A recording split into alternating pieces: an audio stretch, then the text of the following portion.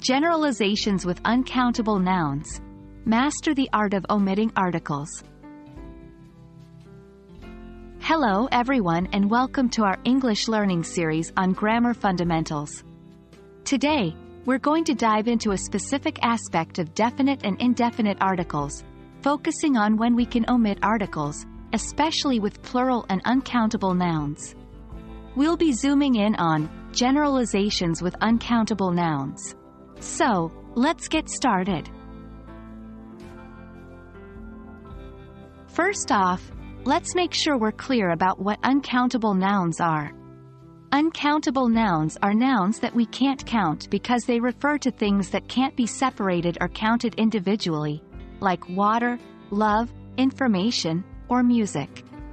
We typically don't use a or n with these nouns, but there are certain cases when we omit the definite article the, to.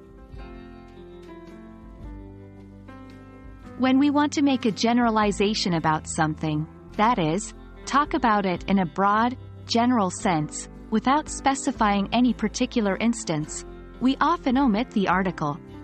This is particularly true for uncountable nouns.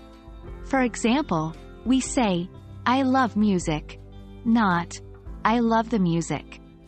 In this case, we're referring to music in general, not a specific piece or type of music.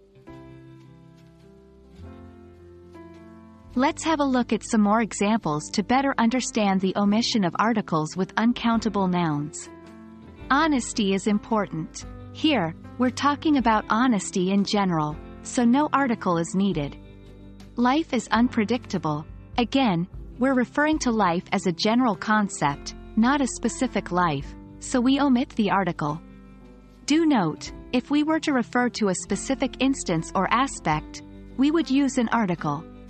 For example, the music at the concert was amazing. Here we're referring to a specific music, so we use the. English, as we know, is full of exceptions. Sometimes, even with generalizations, we use the. This often happens when we're talking about things like the internet, the environment, the weather, entities that are singular on a global or universal scale. For example, the environment is a crucial topic of discussion nowadays. That wraps up our discussion on generalizations with uncountable nouns and when we can omit articles. Remember, the key to mastering this is practice. The more you use it, the more naturally it will come to you. I hope this video was helpful and shed some light on the nuanced world of English grammar. Keep practicing, and see you in our next lesson.